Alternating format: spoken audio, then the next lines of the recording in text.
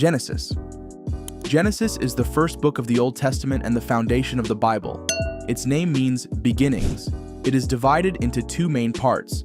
The first, chapters 1 to 11, covers creation, the fall, the flood, and the Tower of Babel, events that explain the origins of the world, humanity, sin, and God's covenant.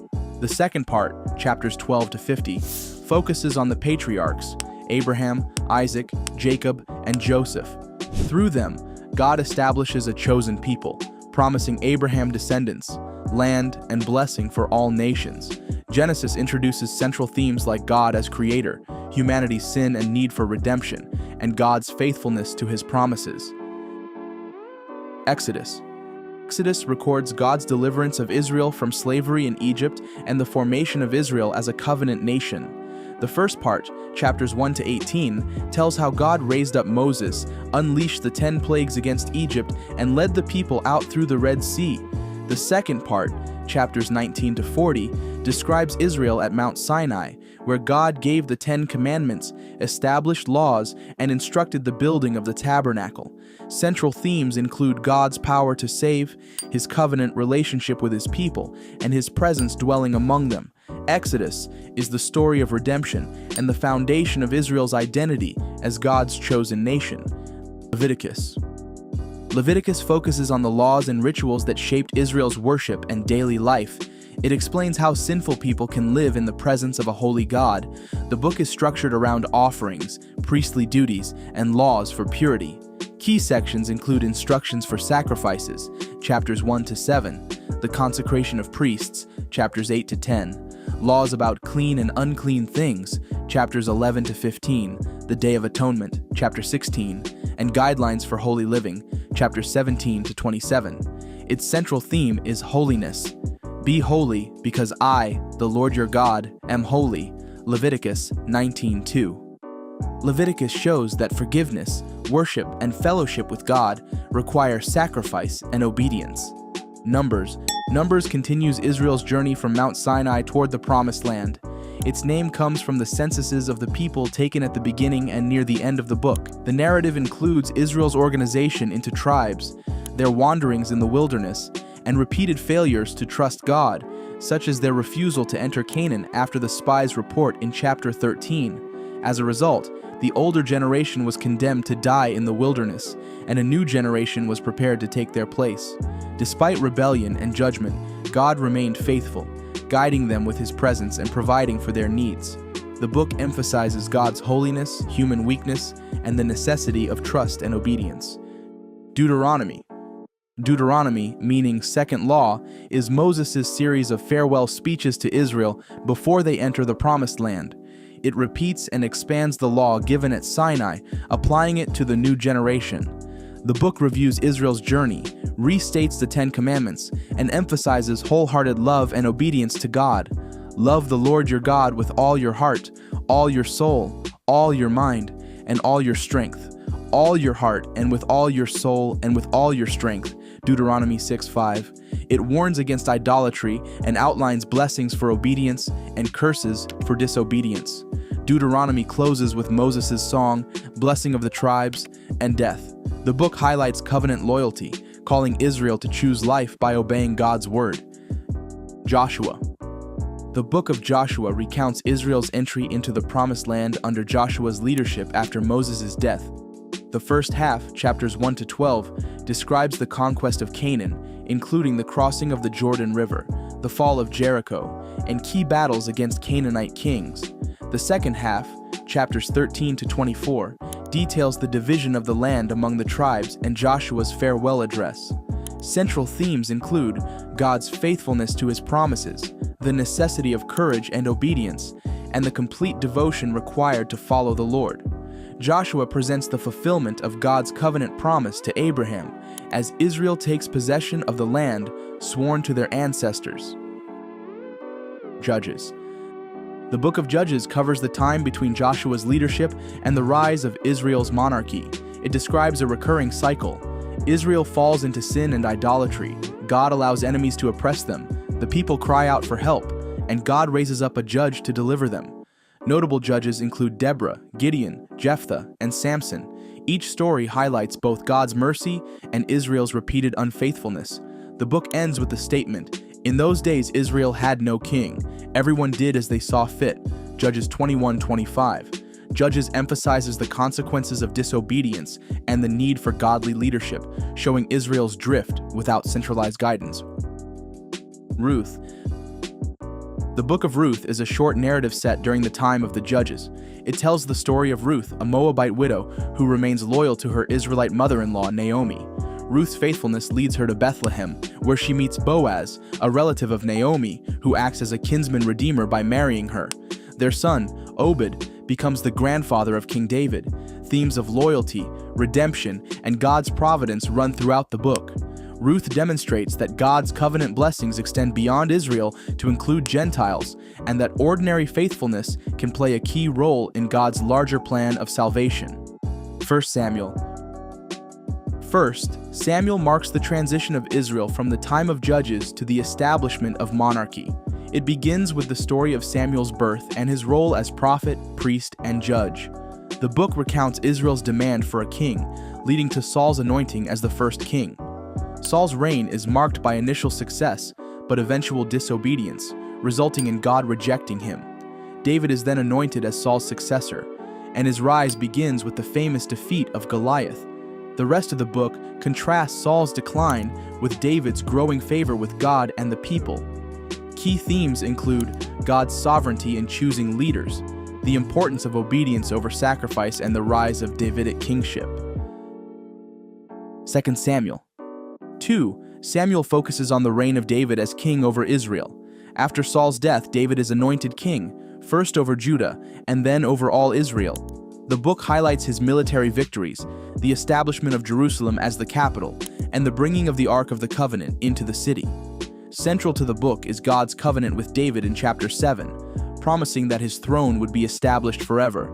Yet 2 Samuel also records David's failures, including his sin with Bathsheba and the rebellion of his son Absalom.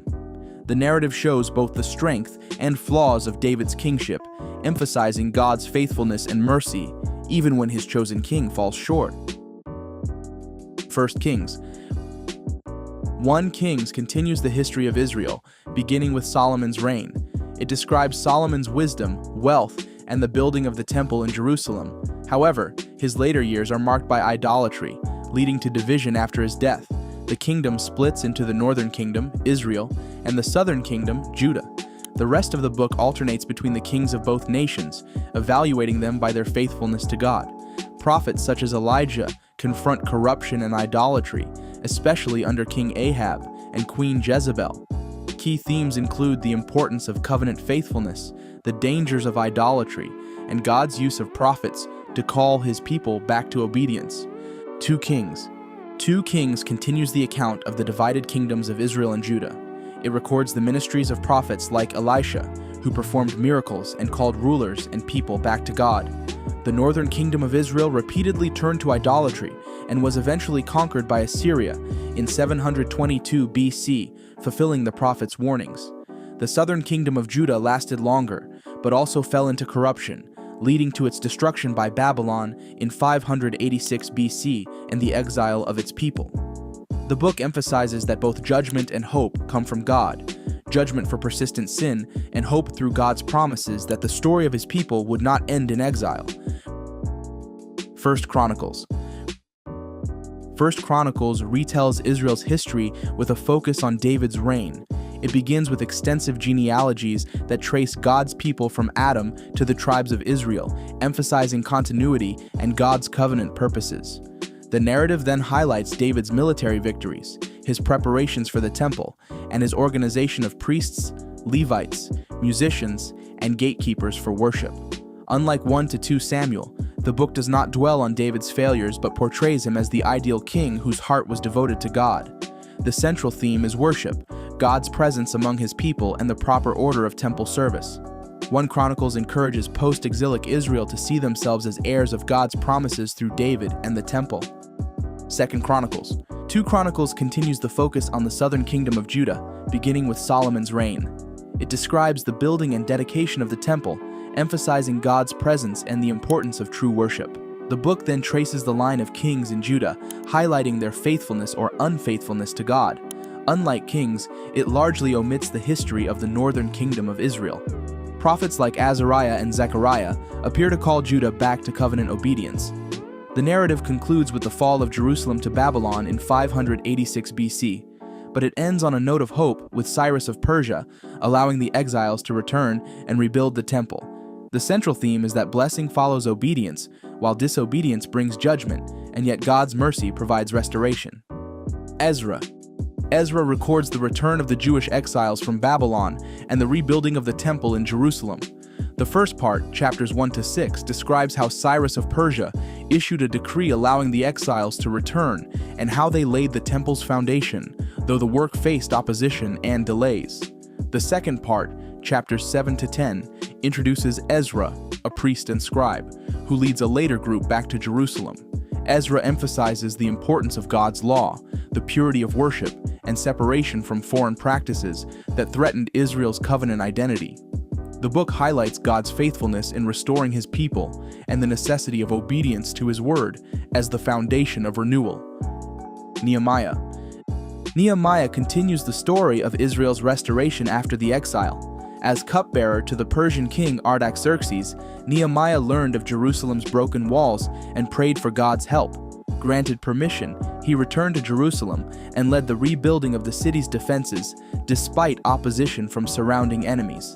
Alongside Ezra, he helped renew the people's commitment to God's law through public reading and covenant renewal. The book highlights Nehemiah's leadership, perseverance in the face of opposition, and reliance on prayer.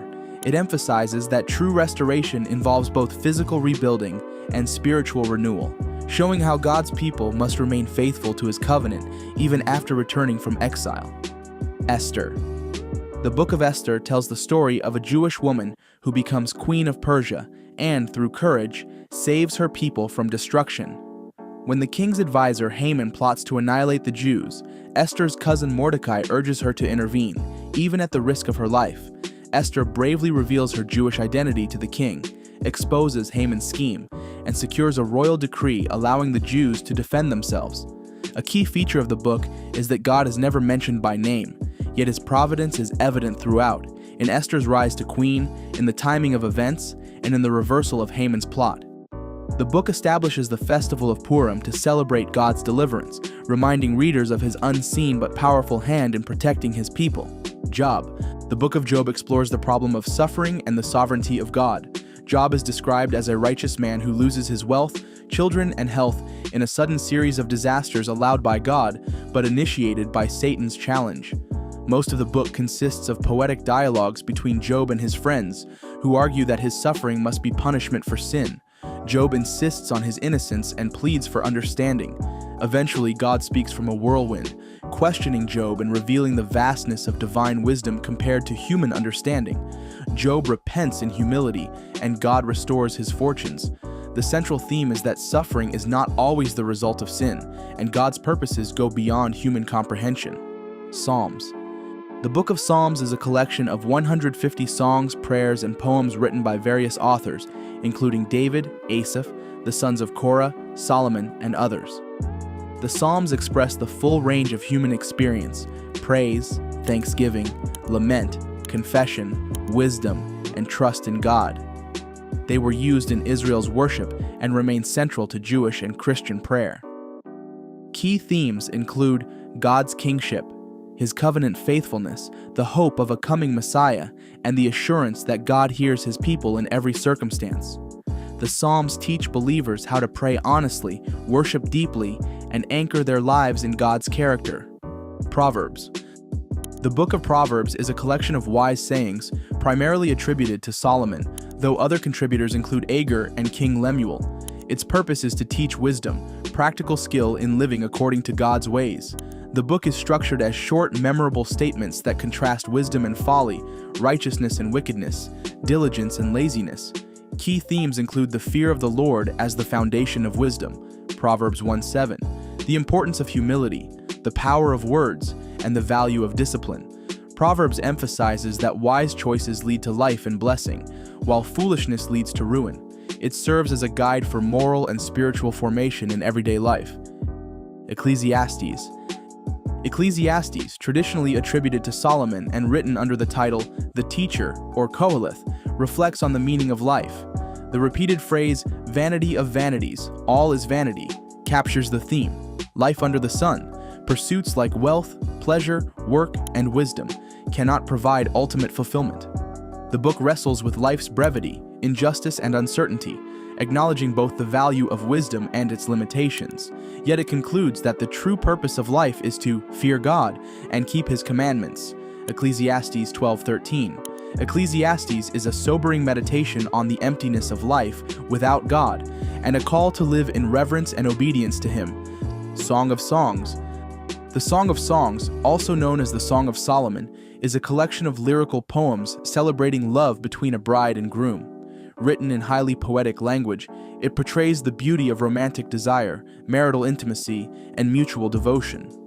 Jewish tradition often interprets it as an allegory of God's love for Israel, while Christian interpreters have seen it as a picture of Christ's love for the church. At the same time, it affirms human love and marriage as gifts from God. The book highlights love's power, exclusivity, and permanence. Many waters cannot quench love, rivers cannot sweep it away. Song of Songs 8:7. Isaiah. The book of Isaiah is one of the major prophetic books, spanning 66 chapters. It addresses both judgment and hope. The first part, chapters 1 to 39, contains warnings of judgment against Judah and the nations for their sin, while also offering glimpses of a coming Messiah and future restoration. The second part, chapters 40 to 66, shifts to comfort, proclaiming God's sovereignty, the promise of redemption, and the vision of a new heaven and new earth. Key passages include Isaiah's call in chapter 6, the prophecy of the virgin birth in 7:14, the description of the suffering servant in chapter 53, and the announcement of God's everlasting kingdom. Isaiah's central message is that salvation comes from the Lord alone, who will accomplish it through His chosen servant and king. Jeremiah. The book of Jeremiah records the ministry of the prophet Jeremiah, who served during the final decades of Judah before the Babylonian exile. His message combined warnings of coming judgment with calls to repentance.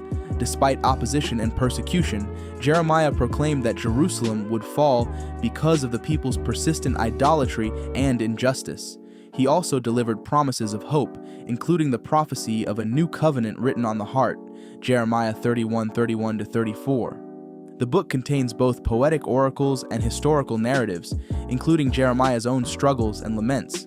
Central themes include God's holiness, the certainty of judgment for unrepented sin, and the assurance of restoration through God's covenant faithfulness. Lamentations. Lamentations is a collection of 5 poems mourning the destruction of Jerusalem in 586 BC. Traditionally attributed to Jeremiah, the book expresses grief over the city's devastation, the suffering of its people, and the loss of the temple. The poems are carefully structured, with much of the book written in acrostic form, where each verse begins with a successive letter of the Hebrew alphabet. Despite its tone of sorrow, Lamentations also affirms God's faithfulness. Because of the Lord's great love, we are not consumed, for His compassions never fail. Lamentations 3:22. The book teaches how to bring grief and pain honestly before God, acknowledging both the reality of judgment and the hope of His mercy. Ezekiel. The book of Ezekiel records the visions and prophecies of Ezekiel, a priest taken into exile in Babylon. The first part, chapters 1 to 24, focuses on God's judgment against Judah, using vivid imagery such as the vision of God's glory on the throne and symbolic acts demonstrating coming destruction. The next section, chapters 25 to 32, contains oracles against foreign nations. The final section, chapters 33 to 48, shifts to messages of hope and restoration, including the vision of the Valley of Dry Bones, symbolizing Israel's renewal, and a detailed vision of a future temple. Ezekiel emphasizes God's holiness, His presence even in exile, and His power to bring life where there is death.